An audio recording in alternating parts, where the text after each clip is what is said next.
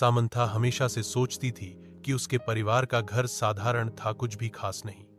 एक शांत पड़ोस में स्थित यह एक आरामदायक 2 मंजिला घर था, जिसमें एक सफेद पिकेट बाड़ और एक अच्छी तरह से रखा हुआ बगीचा था।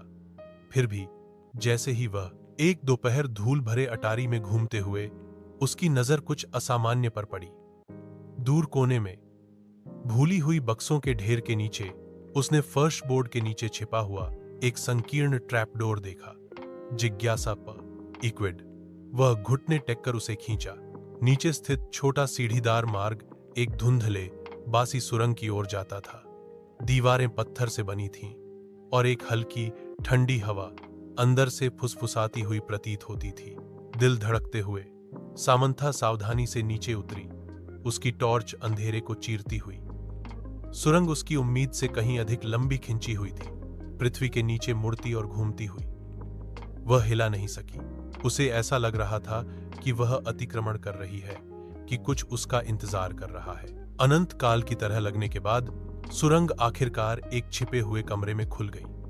दीवारें पुरानी किताबों की अलमारियों से भरी थीं, अजीब चमड़े से बंधी हुई किताबों से भरा हुआ। कमरे के बीच में एक पुरानी डेस्क रूर। यहाँ एक छोटी और प्रेरणादायक कहानी है, एक कछुए टर्टल की। आप इसे अपने YouTube शॉर्ट्स के लिए भव्य उपयोग कर सकता हूं। कछुए की जीत। एक समय की बात है, एक खरगोश रैबिट और एक कछुआ टर्टल के बीच दौड़ लगाई गई। खरगोश ने हंसकर कहा, तू मुझसे दौड़ में जीतेगा, ये तो मजाक है। दौड़ शुरू हुई। खरगोश तेज भागा, लेकिन रास्ते में सोचता है, कछुआ तो बहुत पीछे है, मैं थोड़ा सो लेता हूं। और वही हो गया जो किसी ने सोचा भी नहीं था। जब तक खरगोश सो रहा था, कछुआ धीरे धीरे लेकिन बिना रुके चलता रहा और अंत में जीत गया। इस सीख, स्थिरता और लगन से काम करने वाला हमेशा मंजिल तक पहुंचता है। अगर आप भी चाहें तो मैं इस कहानी का एनिमेटेड स्क्रिप्ट या वॉइस ओवर भी लिख सकता हूं YouTube शॉर्ट्स के लिए। बताइए। धूल भरे कागजात और पत्रिकाओं से घिरा हुआ। जैसे ही सामंथा दस्तावेजों को पढ़ रही थी, उसके हाथ कांप रहे थे। अभिलेखों में वर्जित अनुष्ठानों और गुप्त समाजों की बात की गई थी, जिसमें उसके परिवार का नाम बार बार उल्लेखित था। जैसे जैसे उसने और पढ़ा, उसे एहसास हुआ कि उसके परिवार का इतिहास आपस में जुड़ा हुआ था।